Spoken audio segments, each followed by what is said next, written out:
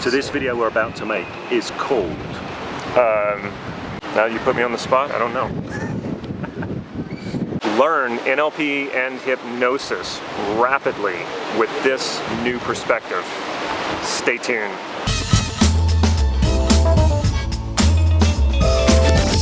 Hey, this is Damon Cart from NLP Gym, and I'm here with James Tripp once again. If you haven't seen the other video that we did together, make sure you check that out. I'll link it to this video.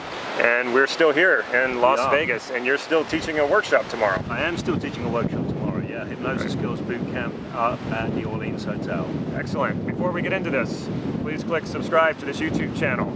Just recently, James here is taking a slightly different direction with his hypnosis channel, and I'm going to go ahead and let him explain that to you. But what we're really going to talk about here is putting your NLP practice and understanding and your hypnosis practice into a bigger context so that you can have a broader perspective and really create the change in your life that you're looking to create, that you're really creating the life that you really want to have. Maybe new direction is the wrong word. It's more like you're taking a bigger perspective on the same direction. Right. I mean, if anyone is already familiar with my YouTube channel, James Tripp Chaos Wave, you will know that it was once upon a time pretty much exclusively a hypnosis channel. It was for people who wanted to up their hypnosis game. Because that was the thing I was really into. It was the thing I was exploring for a number of years, but it was never, it was like a chunked down thing. I got into NLP and hypnosis initially because I wanted to absolutely transform my life. I did not like the direction that my life was going in. I did not like how I was showing up and engaging. I did not like the results that I was getting. We were talking before, like, you know, NLP was a real game changer for me. One of the first things was discovering that people are patterned. We are a collection of patterns that are largely learned patterns, and we can repattern these. We can be different, we can show up different, we can engage different, get different results. And that was a huge thing for me. And then hypnosis was an area of specialism that I explored for a while. But it was always in service of me creating the life that I want. That was what it was always about. So what I've done recently with the channel is started to open the sort of filter back out to look at the stuff that really sets me on fire, which is really, you know, how we can use our minds to shape our lives, you know, get different results, be different, have different qualities of experience, all of these things. And it's the stuff that I really care about. So this is the direction I'm leaning more into with the channel now. So if you just wanted to learn how to stick hands and stuff like that, I've still got all those videos on there, but we're going way out beyond that. Well, they always say go niche, and there's a good reason for that, and that's what it was. Is you were going specifically to trance and hypnosis, which was very niche, but then I was kind of feeling like recently, like you were feeling, that we're underserving our audience. Right. If we're only sticking to hypnosis or NLP and just geeking out on that, it's like, oh, why are we doing this to begin with? Yeah, and also for me, it's what's in my heart as well, because you know, all this stuff about niching or niching and all of this that comes from the world of marketing and that kind of thing. Right. That's great, but that's not why I'm on this earth. I'm on this earth to you know, create a wonderful life for myself and my family. I work with clients, I love doing change work with people, I love helping them shift and transform their lives. That's what has me come alive. So for me, there's more to life than business and more to life than niching and all of that, and this is what I have to do. I have to bring what's in my heart, I think, to the world in order to bring my fire to the world, if that makes sense. And this is one common trait that I found in pretty much everyone who masters NLP or masters hypnosis or anything. It doesn't have to be specifically those, pretty much any sort of technology and personal development, is they have an overall vision of what they want for their own lives. And that includes helping other people, and it's within that vision that drives them to really master the technology of NLP or hypnosis. Right. And so that's what I see missing in people who are coming to me and saying, well, how do I master this stuff? How do I get good at it? And it's like, you need that broader motivation, that motivation of why are you doing this? And a lot of people have unconscious desires, or they unconsciously kind of know what it's about, but they haven't really brought it into consciousness and really fleshed it out and say, okay, yeah, that's why I'm doing that. That's why I'm practicing every single day. Right. It's because this is the direction, this is the vision I have for me. Yeah. And certainly, you know, for the guys on your channel, it's an NLP channel. For me, the tote loop is one of the greatest things that gets taught in NLP. This idea, you've got to know where you're headed in order to steer in that direction. And if you're looking to repattern yourself, because a lot of what I'm interested in is how we repattern ourselves to be adapted to create the lives that we want to create. But you've got to have some kind of vision to steer that. You've got to know where you're steering the ship.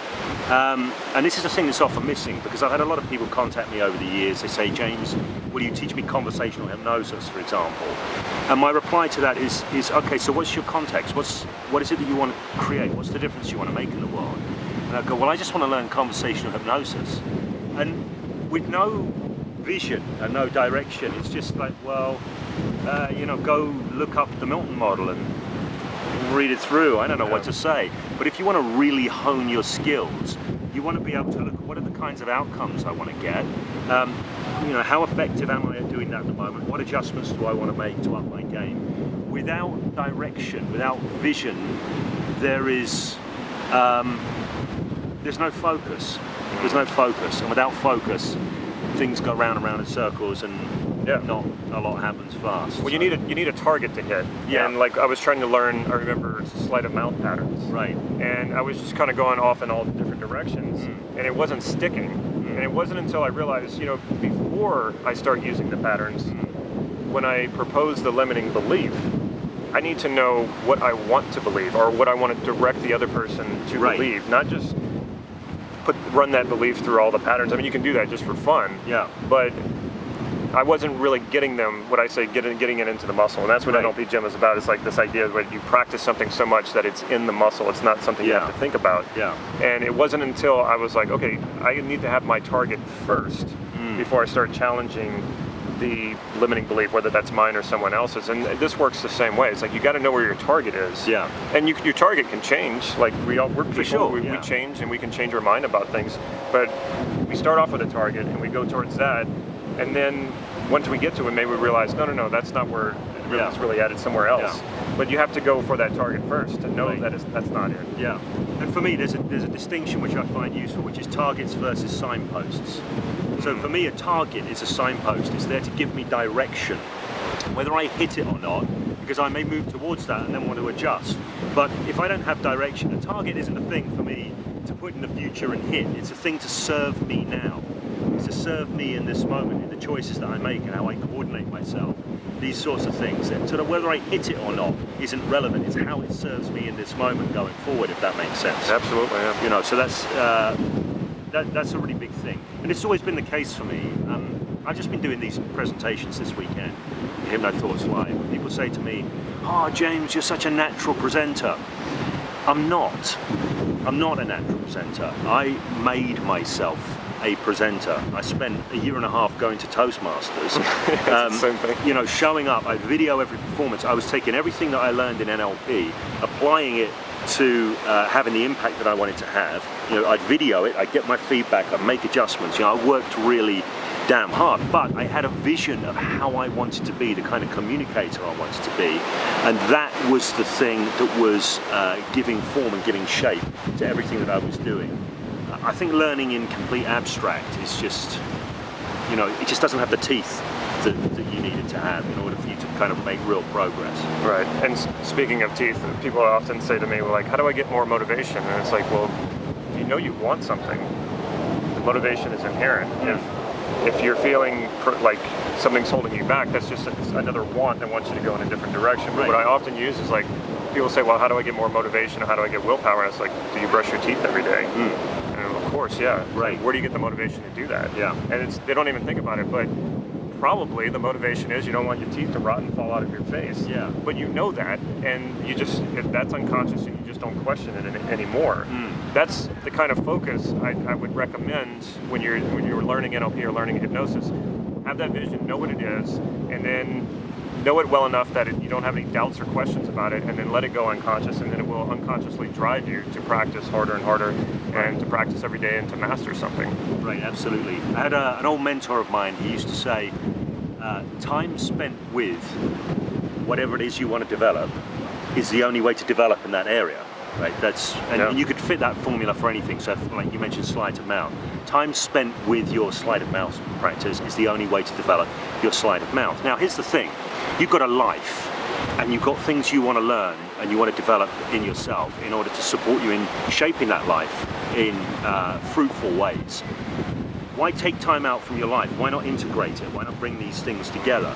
So you're talking about learning sleight of mouth. Well, instead of learning it in abstract, what are the beliefs that you want to shake loose in your own life that are holding you back? You're saying if you're not moving forward, what is it that's holding you back?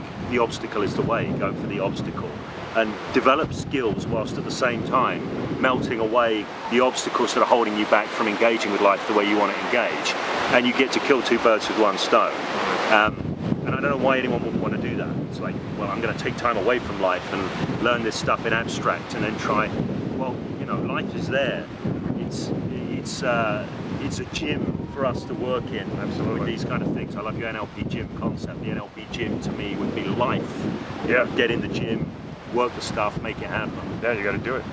And also that your brain is like a muscle, and you got to keep it strengthened. You got to keep doing it. It's not like you go to one hypnosis training, you go, I'm a hypnotist, I've got it down, or I'm an NLP practitioner after one training, and you don't practice. I've seen that a lot. And I've also seen where people they want to get good with NLP using it on others. Yeah. And they don't really turn it on themselves, like you were saying, focusing it on yourself and say, okay, what do I want to resolve? What limiting beliefs do I want to overcome? And how do I use NLP to do that? I think it's a real shame when people only focus their NLP skills externally and not on themselves. Yeah. And then likewise, the same thing can happen where if somebody only uses NLP or hypnosis on themselves and not with other people, and you just miss out on a huge learning that you could that could benefit you in both directions. For sure. That's a huge thing in the hypnosis world. You see people learning hypnosis for change work and hypnotherapy and these kinds of things. They just want to do stuff to people. Yeah. There's a phrase I love, which is you can't shoot a cannon from a canoe, right? So you can have some powerful influencing tools, but if you've got no grounding in yourself because you're all caught up in your sort of fears and neurosis and stuff, then it's not going to land. You can't shoot that cannon from a canoe. You've got to get a good base. So do the work with yourself, create yourself as you want to be, and then show up with these tools. They're going to be so much more powerful. Know what it is that you want to create, and look at what there is on offer, and pick something pick something as a developmental edge in relation to what it is you want to create, and lean into that. So this is something that I did a lot of. I know we're summarising now, aren't we? Yeah. So yeah. So go ahead. No, I was going to say James Tripp, unfiltered. is when I first learned NLP, I broke down the thing into skill sets, and I didn't try and learn it all. I actually ranked how good I thought I was at each of the skill sets, and I would pick a developmental edge at any given time, and I would lean into that developmental edge. I'd know the differences I wanted to be creating in my life, and I would lean into that particular developmental edge. So I remember one particular occasion, values elicitation, conversational values elicitation. I wanted to get good at doing this. I would go into my place of work every morning. I'd stop by what was the typing pool, although times had changed and there were fewer people in there. And I would casually be eliciting values, and I'd know what it is that I wanted to achieve. I'd be up in my skills game in that area. So I'd pick an area, I'd pick a developmental edge, I'd know what I wanted to achieve, and I'd get busy doing it. Monitor my gains, and then I'd pick something different for a while. But all of it was about building a life that I wanted to live, building the person who could create the life that I wanted to live. That was my objective the whole time. So, you've got that motivation behind you. You show up and you do it, especially when you know that whatever you're achieving at the moment is just a fraction of what's possible for you, right? And that was the thing when that light went on in my head, which thanks to NLP it did. That's the thing that had me focus and go, right, what is it that I want to create in terms of myself? What is it that I want to create in terms of my life? Let's get busy. Let's spend time with this. Let's make this happen. And that will supercharge and speed up your practice, your skills. That's exactly what I did. And when people ask me, how do I learn this quickly and rapidly? And to me, the funnest way to learn it is to be changing your life and changing yourself as you're going through it. Absolutely. Why wouldn't you want to do that? Exactly. Yeah. All right, check out my website, nlp-gym.com. There you will find some free NLP training as well as some hypnotic inductions you can download right away and start using immediately. Remember to check out James's channel. Go ahead and tell them where to find you. Yeah, if you want to find me on YouTube, I'm on James Tripp Chaos Wave on YouTube. I have a website as well if you're interested in hypnosis, which is www.hypnosiswithouttrance.com. And you can get on there my free report, Hypnosis Beyond the Trance Myth, which will tell you why you do not need trance inductions to get deep trance phenomena. Yeah, make sure you check out his content. He does amazing work, and he really knows what he's doing. I could spot that from the first video that I saw of yours. I started watching his videos, and they're really, really good stuff. He gives a ton of value. If you like this video, please click like right down here, and remember to subscribe if you haven't already. Take care. You know, it's something very